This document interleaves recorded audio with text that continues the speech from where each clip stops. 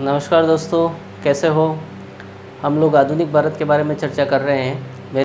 Last class में हमने देखा था कि 1885 से लगाकर 1905 तक का जो समय था नरमपंथी युग, 1905 से 1915-16 तक का घटनाक्रम हम लोगों ने देखा, जिसमें गर्मपंथियों का युग रहा।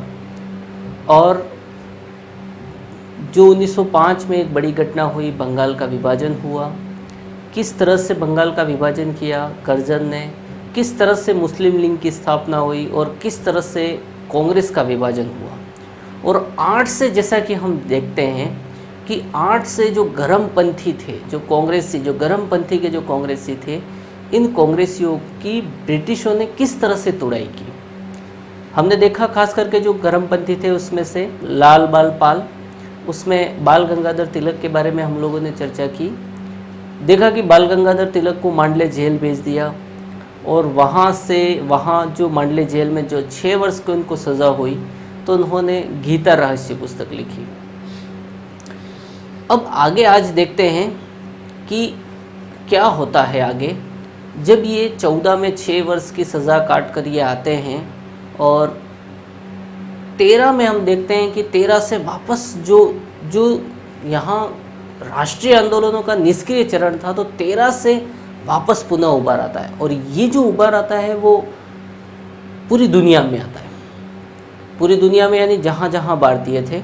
जैसे हमने अमेरिका देखा, सैन फ्रांसिस्को में हुआ, अफ़गानिस्तान के काबुल में हुआ।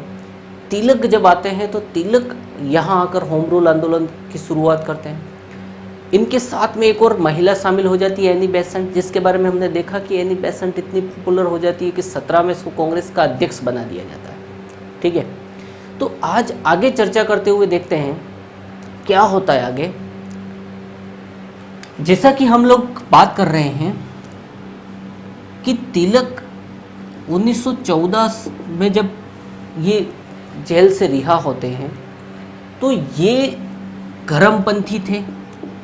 गर्मपंथी से ये बन जाते हैं नरमपंथी, यानी कि इनकी जो विचारधारा है वो विचारधारा बदल जाती है। ये सोचते हैं कि आखिर हम क्यों लड़ा रहे, क्यों झगड़ा रहे हैं, है ना। हम लोग ऐसा नहीं हो सकता है कि हम लोग शामिल हो जाए, इकट्ठे हो जाए। तो जो तिलक है, ये तिलक क्या करते हैं, तिलक यहाँ पर एक प्रयास चालू करते हैं। क्या चालू करते हैं? गर्मपंथी और नरमपंथियों को मिलाने का प्रयास चालू करते हैं। और जो हम लोगों ने देखा 1916 का जो लखनऊ अधिवेशन होता है, लखनऊ अधिवेशन, ये लखनऊ अधिवेशन बहुत महत्वपूर्ण है। यहाँ से बहुत सारे क्वेश्चन बन सकते हैं। इस लखनऊ अधिवेशन में ये तिलक गर्मपंथी और नरमपंथी के जो कांग्रेस विचारधारा के जो लोग थे उनको मिलाने की कोशिश करते हैं, जो साथ में विभाजन हुआ। देखो, इसको टेबल के माध्यम से देखते हैं अपन। तो नरमपंथी प्लस गर्मपंथी, ये कांग्रेस की स्थापना जो हुई वो कब हुई? 1885 में बम्बई में इसका अधिवेशन हुआ। और जिसके अध्यक्ष हमने देखा था, कौन बने? WC बनर्जी। ये दोनों जो गर्मपंथी और नरमपंथी विचारधारा के लोग थे, ये लोग कब अलग हो गए, कब विभाजन हो गया इनका?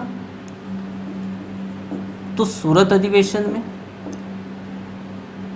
1907 में सूरत अधिवेशन। कौन थे इसके अध्यक्ष, कौन थे? तो हमने देखा रास बिहारी घोष।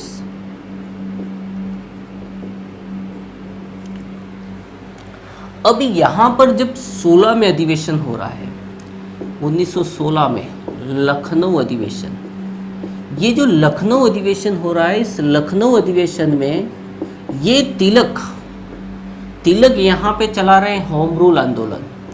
और इनके साथ में कौन है? इनके साथ में है एनी बेसेंट। कौन है? Annie Besant. ये एनी बेसेंट और तिलक दोनों के प्रयासों से इस लखनऊ अधिवेशन में नरमपंथी और गर्मपंथी इन दोनों विचारधारा के यानी कांग्रेस का क्या होता है, विलय होता है। क्या होता है, कांग्रेस का विलय। तो 16 लखनऊ अधिवेशन से क्वेश्चन बनने की संभावना, और बहुत सारे क्वेश्चन बन सकते हैं लखनऊ अधिवेशन से। 1916 जो लखनऊ अधिवेशन, पहला ही क्वेश्चन बनेगा कि इसकी अध्यक्षता किसने की। तो अध्यक्षता किसने की, तो अंबिका चरण मजूमदार।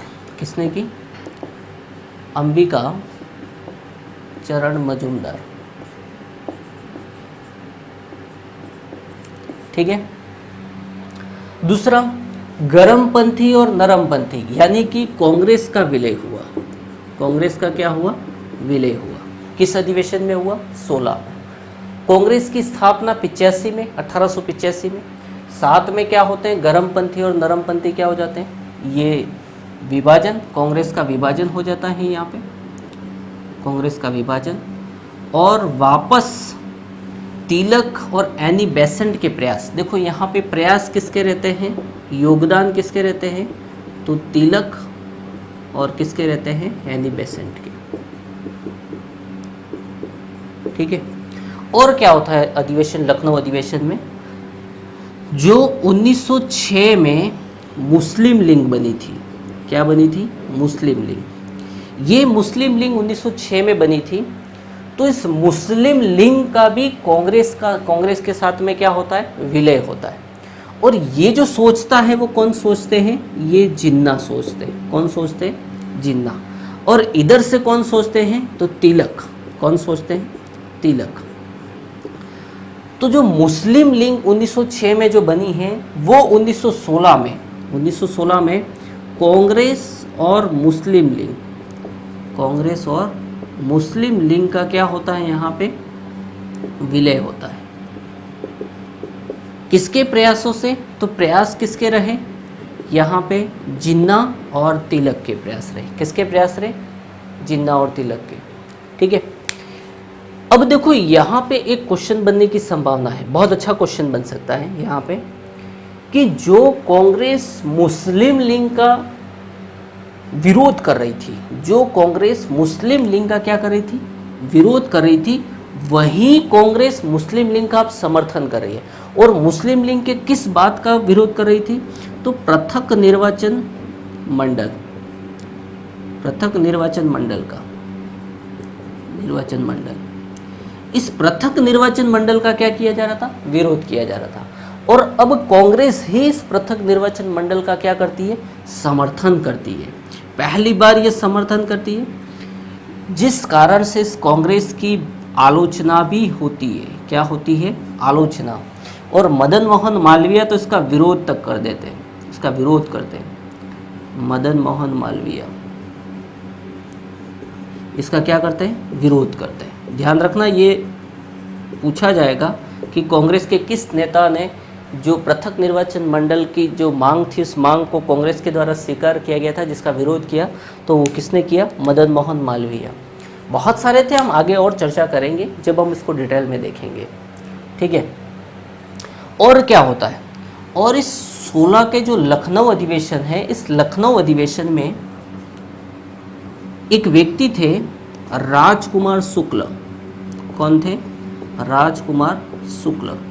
ये राजकुमार शुक्ल का गांधी जी से, किससे, गांधी जी से क्या होता है, इन दोनों का मिलना होता है 1916 में लखनऊ अधिवेशन में। ठीक है।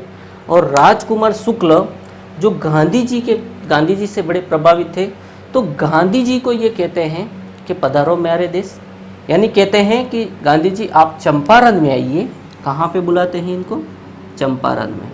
और ये चंपारण में जो बुलाते हैं, चंपारण बिहार में, कहते हैं कि हमारे जो किसान हैं, इन किसानों की स्थिति बहुत दयनीय है, आप आइए और देखिए और वहाँ के किसानों को जो परेशानी, इस परेशानी को दूर कीजिए। ये जो आमंत्रण दिया जाता है, ये किसको दिया जाता है, गांधी जी को। किसके द्वारा, राजकुमार शुक्ल को। कौन से अधिवेशन में, 16 के अधिवेशन में। ठीक है। तो जो लखनऊ का जो 16 में जो लखनऊ अधिवेशन है, इस अधिवेशन से बहुत सारे क्वेश्चन बन सकते हैं। पहला क्वेश्चन क्या बनेगा, किसकी अध्यक्षता किसने की, तो अंबिका चरण मजूमदार ने की। इस अधिवेशन में क्या हुआ, तो गरमपंथी और नरमपंथी यानी कांग्रेस का क्या हुआ, विलय। प्रयास किसके रहे, तो तिलक और एनी बेसेंट, ध्यान में रखना तिलक और एनी बेसेंट। दूसरा इस अधिवेशन में क्या हुआ, तो कांग्रेस और मुस्लिम लीग का विलय हुआ। कांग्रेस ने पृथक निर्वाचन मंडल का क्या किया, सर्वप्रथम समर्थन किया। इसकी आलोचना भी हुई, विरोध किसने किया, मदन मोहन मालवीय। और ये जो कांग्रेस और मुस्लिम लीग जो यहाँ पे शामिल हो रही है, इसमें जो योगदान जो रहता है वो किसका रहता है, तो मुस्लिम लीग की तरफ से जिन्ना का रहता है और कांग्रेस की तरफ से किसका रहता है, तिलक का रहता है। कहाँ किसका रहता है, तिलक का, ठीक है। और क्या होता है, तो और देखें तो 1916 में इसी अधिवेशन में राजकुमार शुक्ल का जो मिलना होता है वो किससे होता है, गांधी जी। और गांधी जी को ये सारी चंपारण की स्थिति को यहाँ पे बतलाते हैं और ये चंपारण इनको आमंत्रित करते हैं, ठीक है।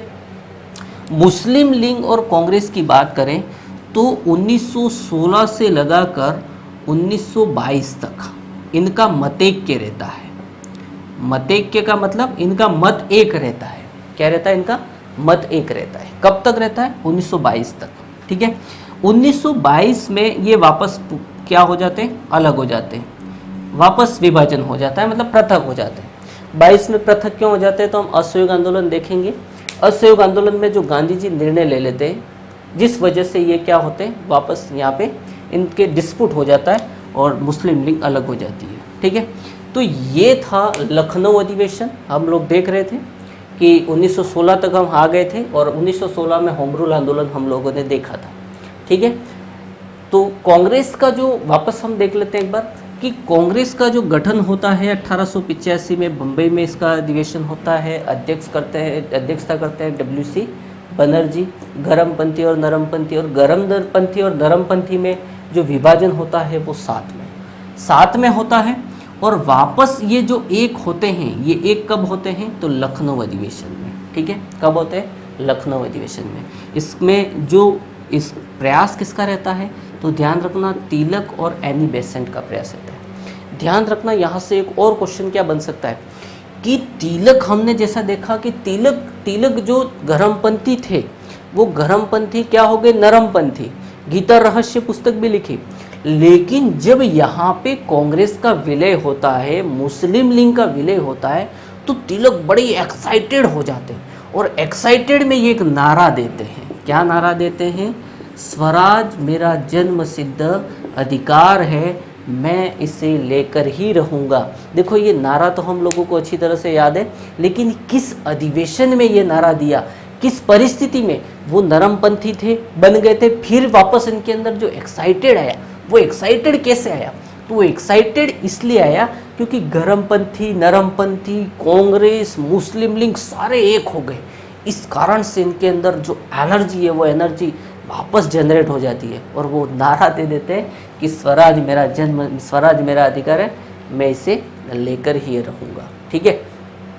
तो ये जो था हमारा, ये 1916 तक का घटनाक्रम था, ठीक है।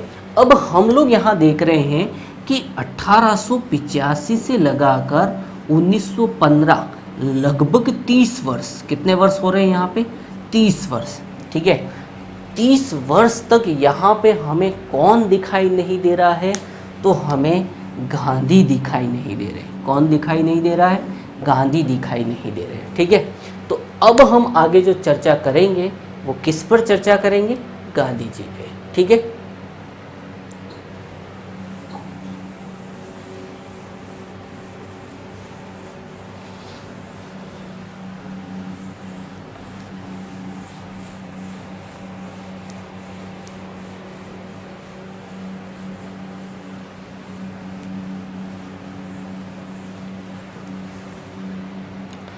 देखो यहाँ पे लिख रहा हूँ मैं INC का मतलब इंडियन नेशनल कांग्रेस।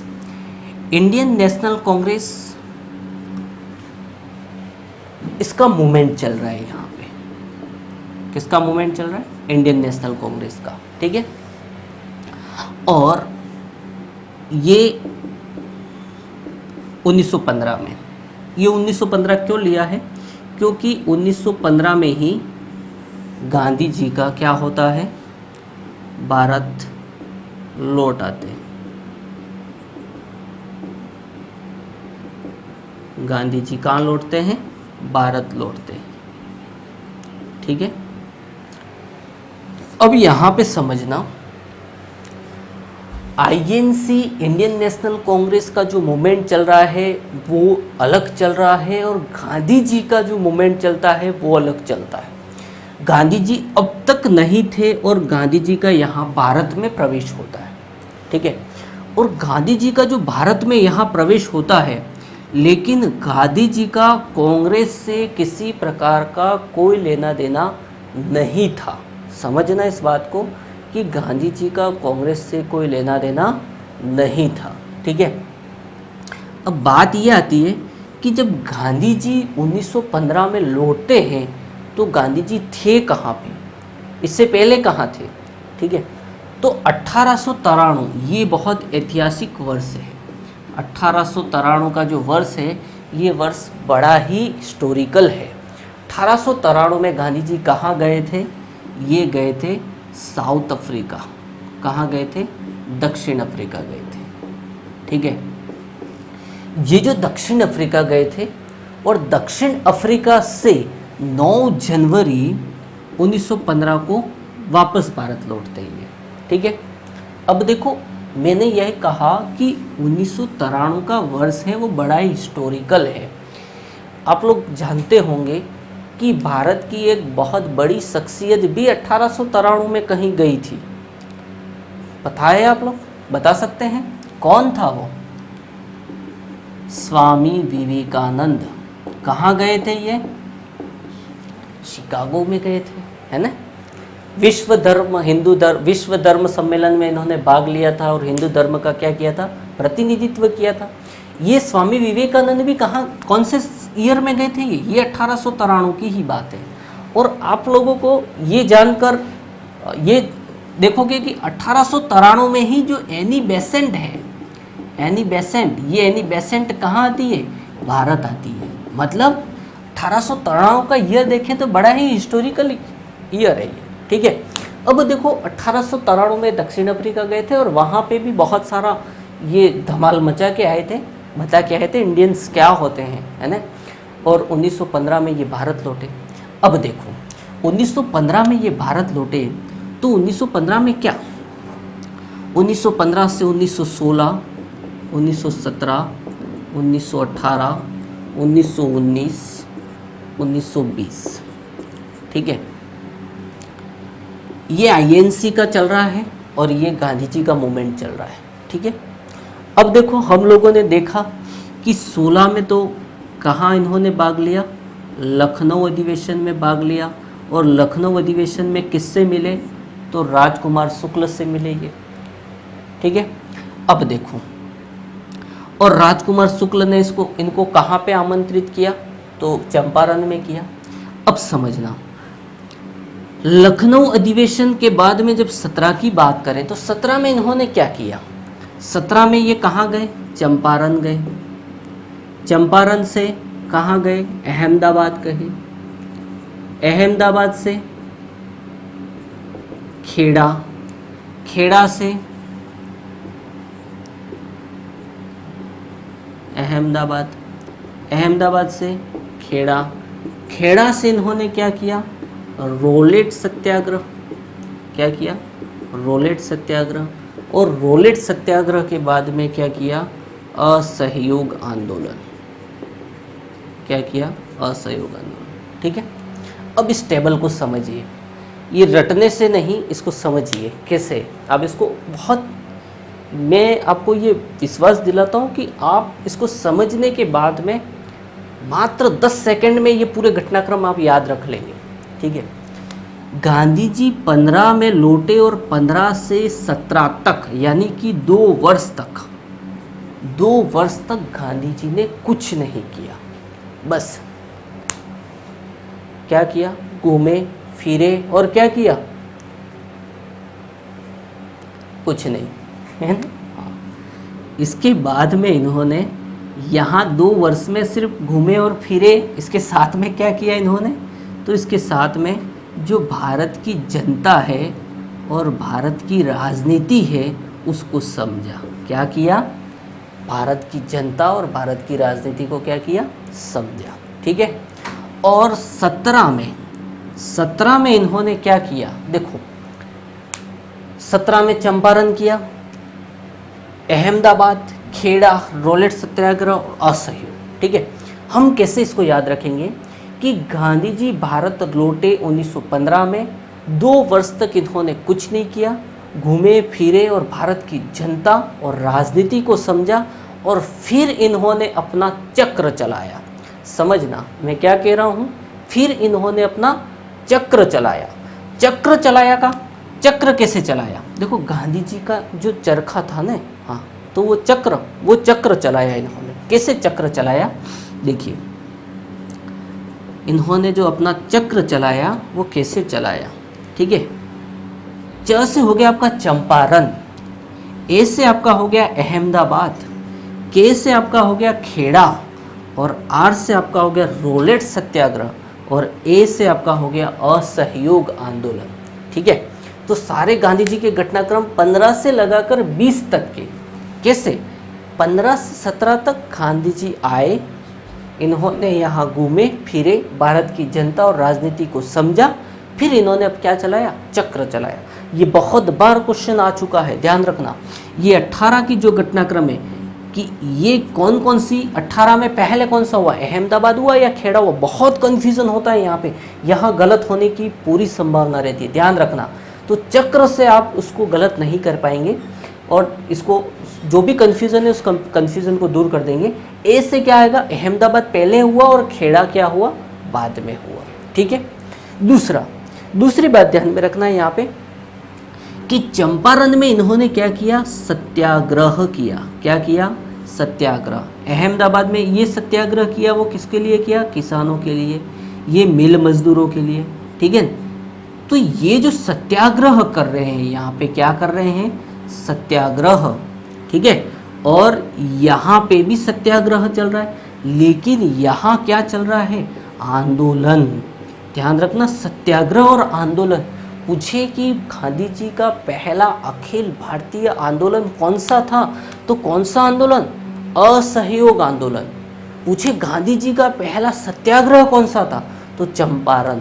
गुजरात में पहला कौन सा था, तो अहमदाबाद। दूसरा कौन सा था, तो खेड़ा। ठीक है। और रॉलेट सत्याग्रह, तो ये रॉलेट एक्ट के विरोध में लाया गया था, रॉलेट सत्याग्रह। इसके बारे में भी अपन चर्चा करेंगे। ठीक है। अब देखो यहाँ पे चंपारण में क्या है, चंपारण में किसने बुलाया था, तो राजकुमार शुक्ल ने बुलाया था। किसने बुलाया था, राजकुमार शुक्ल ने। कहा कि किसानों की जो स्थिति है बड़ी दयनीय है। जब ये 16 में मिले और 17 में ये चंपारण पहुँचे तो इन्होंने देखा कि वहाँ के किसानों की स्थिति वास्तव में दयनीय है, तो इन्होंने वहाँ ही खूंटा लगाया और बैठ गए। कहा कि मैं सत्य के लिए आग्रह करता हूँ। क्या कहा, सत्य के लिए आग्रह करता हूँ, यानी कि सत्याग्रह करता हूँ। क्या कहा, सत्याग्रह। और जैसे ही यहाँ पे चंपारण में सत्य का आग्रह, सत्याग्रह करने के बाद इन किसानों की जो, अपन चंपारण को भी पूरा देखेंगे, इन किसानों को इनके हक दिलाने के बाद कहाँ पहुँचे ये, गुजरात, अहमदाबाद में मिल मजदूरों के लिए, खेड़ा में, और फिर कहाँ, रॉलेट सत्याग्रह। ये देखो रॉलेट एक्ट क्या है। रॉलेट एक्ट के बारे में आप जान रहे होंगे कि रॉलेट एक्ट एक काला कानून था। रॉलेट एक्ट एक काला कानून था और इस काले कानून के विरोध में जलियांवाला बाग हत्याकांड हुआ। क्या हुआ, जलियांवाला बाग हत्याकांड हुआ। ठीक है। रॉलेट एक्ट क्या था, इसको समझिए। भारतीय संविधान का अनुच्छेद 22 आपको ध्यान में होगा। अनुच्छेद 22 में व्यक्ति को गिरफ्तारी के समय अधिकार प्राप्त है। किसके समय अधिकार प्राप्त है, गिरफ्तारी। कौन कौन से अधिकार प्राप्त हैं, तो व्यक्ति गिरफ्तारी का कारण जान सकता है, व्यक्ति वकील की सहायता प्राप्त कर सकता है और वकील 24 घंटों के भीतर मजिस्ट्रेट के समक्ष क्या हो सकता है, पेश हो सकता है। ठीक है। लेकिन अनुच्छेद 22 में ही कहा गया है कि प्रिवेंटिव डिटेंशन लॉ यानी निवारक निरोधक कानून का प्रावधान किया गया है कि राज्य आतंकवादी गतिविधियों को रोकने के लिए क्या कर सकता है, निवारक निरोधक कानून बना सकता है। ठीक है, जैसे कि हम जानते हैं कौन कौन से, तो आप जानते होंगे पोटा है ना, रासुका, Misa, Coca, UP Coca, MCOCA, ये जो कानून है ये कानून कौन से, निवारक निरोधक कानून।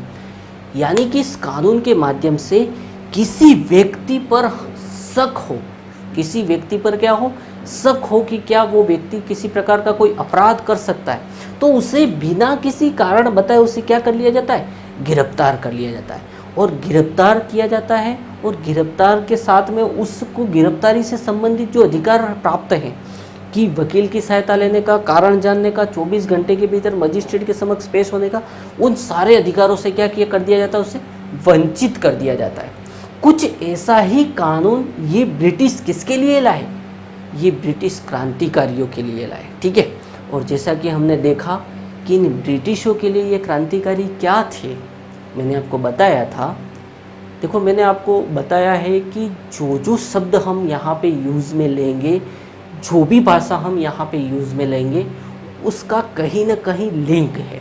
देखो क्रांतिकारियों को हम कहेंगे कि ये उग्रवादी हैं और ये आतंकवादी हैं, तो देखो हम नहीं, हमें समझने के लिए हम इन ऐसे शब्दों का प्रयोग करेंगे यहाँ पे।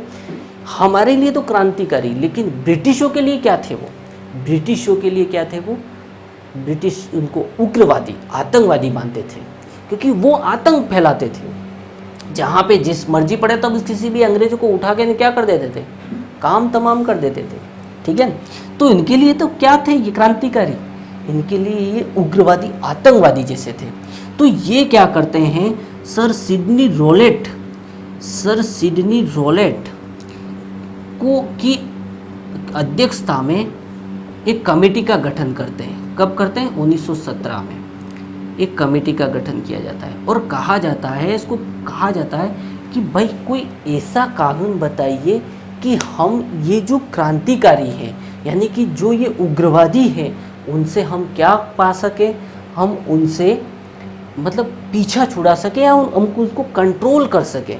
तो यहाँ पे ये इनकी जो सिफारिश के आधार पर, इसकी सिफारिश के आधार पर जो एक्ट लाया जाता है, वही एक्ट क्या कहा जाता है, रोलेट एक्ट कहा जाता है। क्या कहा जाता है, रोलेट एक्ट। और ये रोलेट एक्ट, इस एक्ट में क्या था, बिना वकील, बिना दलील और बिना अपील, यानी कि ना ही किसी प्रकार का कोई वकील होगा, ना ही किसी प्रकार की कोई दलील होगी, ना ही किसी प्रकार की कोई अपील होगी।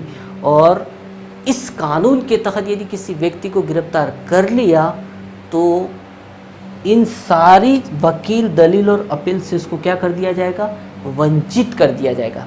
अर्थात इन ब्रिटिशों का ये इनका मानना था कि इस कानून के माध्यम से सारे जो क्रांतिकारी, उन क्रांतिकारियों को क्या कर ले, हम गिरफ्तार कर ले। ठीक है, और जब उन्हें वकील, दलील और अपील मिलेगा ही नहीं तो हम क्या कर सकते हैं, हम उनके साथ में कुछ भी कर सकते हैं। ठीक है, तो ये जो कानून था, ये कानून क्या था, काला कानून। और काला कानून था जिस कारण से जलियांवाले बाग में क्या हो रहा था, एक इसके विरोध में एक आयोजन हो रहा था। और जनरल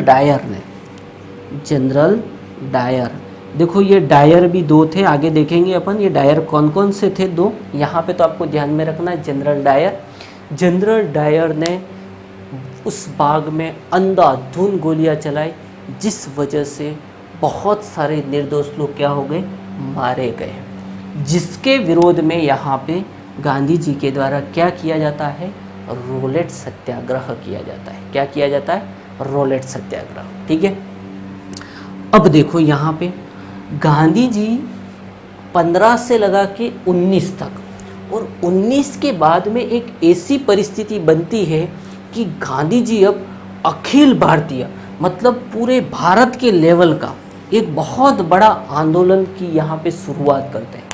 देखो इस आंदोलन की जो शुरुआत हो रही है, पूरे भारत के लेवल पे शुरुआत हो रही है।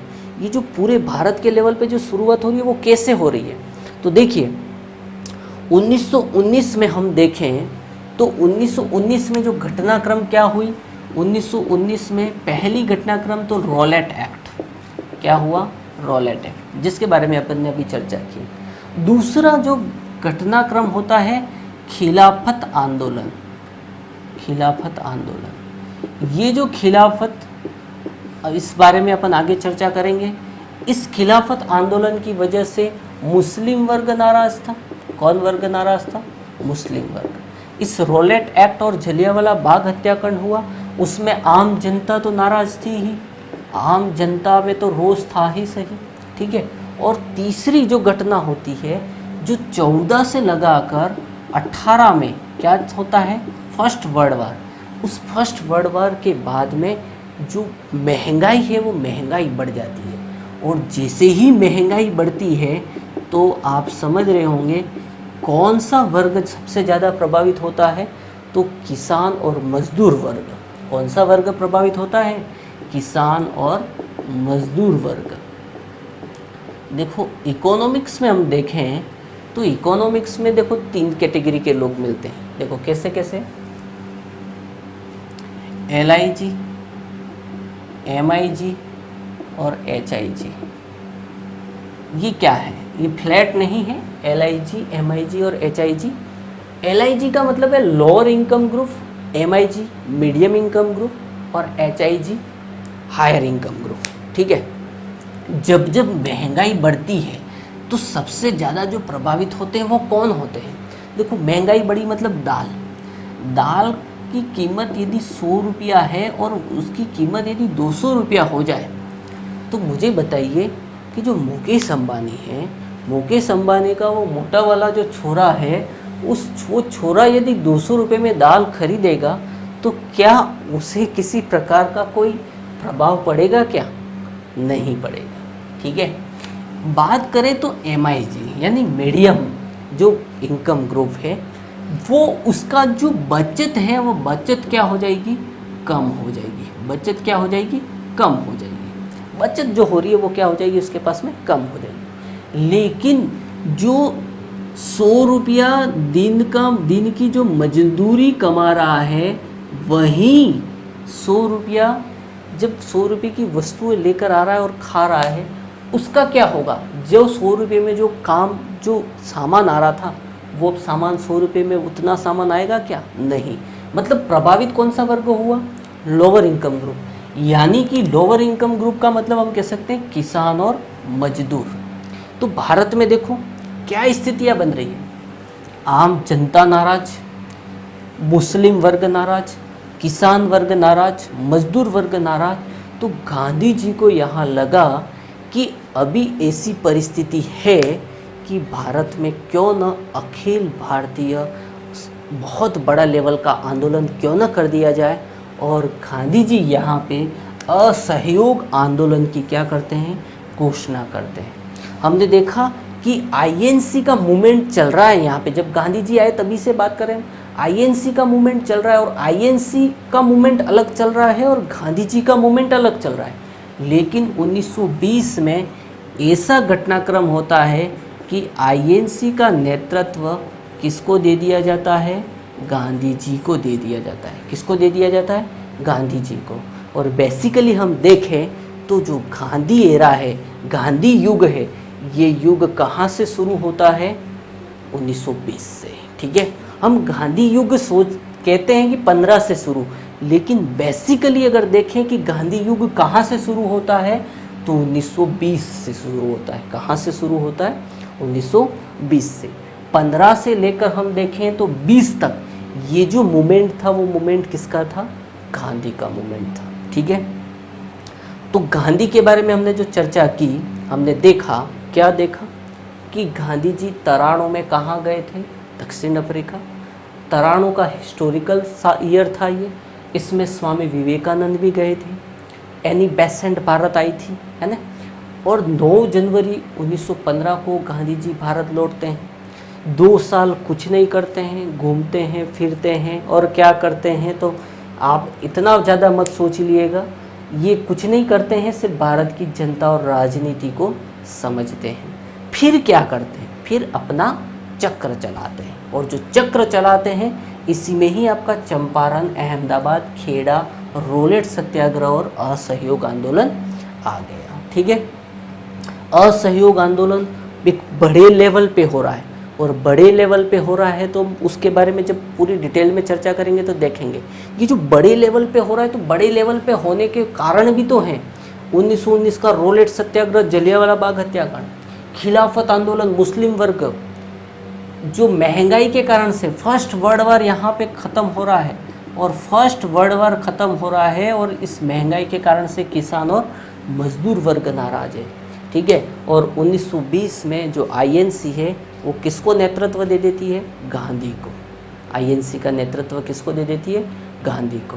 और बेसिकली गांधी एरा जो शुरू होता है वो कहाँ से शुरू होता है, 1920 से शुरू होता है। ठीक है, तो अंत में जो हमने अब तक जो पढ़ा है उसको एक बार, ये टेबल तो आपके सामने है ही सही, लेकिन हमने अभी तक जो घटनाक्रम देखी उस घटनाक्रम को एक बार और टेबल में हम लोग क्या करते हैं, इसे सजा देते हैं। ठीक है, तो हम लोगों ने शुरुआत जो की थी वो कहाँ से की थी, तो आप लोग अच्छी तरह से जानते होंगे। 1600, 1700, 1857, 1885, 1905, 1906, 1907, 1908, 1909, 9 को हमने देखा नहीं, उसको बाद में देखेंगे। 9, 1913, 1915, 1916, 1917। फिर आज हमने यहाँ से शुरुआत की वापस 1915, 1916, 1917, 1918, 1919 और 1920। ठीक है, ईस्ट इंडिया कंपनी व्यापार के उद्देश्य से आई, उद्देश्य से भारत आई। प्लासी का युद्ध हुआ, 1857 की क्रांति हुई, कांग्रेस का गठन हुआ, बंग भंग हुआ, मुस्लिम लीग की स्थापना हुई, सूरत अधिवेशन, कांग्रेस का विभाजन, 1908 से लेकर 13 तक का देखें तो निष्क्रिय काल किसका, राष्ट्रीय आंदोलन का निष्क्रिय काल। 13 में हम देखें तो गदर आंदोलन, कहाँ चला ये गदर आंदोलन, गदर आंदोलन कहाँ चला ये, अमेरिका में। ठीक है, 15 में अस्थाई सरकार, कहाँ बनी ये अस्थाई सरकार, तो काबुल में। 16 में क्या हुआ, तो 16 में होम रूल आंदोलन। ठीक है, होम रूल। 17 में क्या है, तो एनी बेसेंट अध्यक्ष बनी, एनी बेसेंट क्या बनी, अध्यक्ष बनी। ये हमने लास्ट क्लास में, आज हमने कहाँ देखी, तो 15 में गांधी का प्रवेश, गांधी का प्रवेश। ठीक है, 16 में लखनऊ अधिवेशन देखा हमने, लखनऊ अधिवेशन। लखनऊ अधिवेशन से बहुत सारे क्वेश्चन बन सकते हैं, जितने भी क्वेश्चनों की चर्चा की है वो सारे देखना। 17 में चंपारण, 18 में 2 अहमदाबाद और खेड़ा,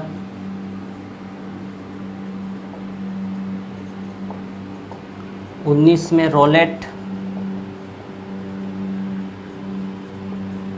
और 20 में असहयोग आंदोलन।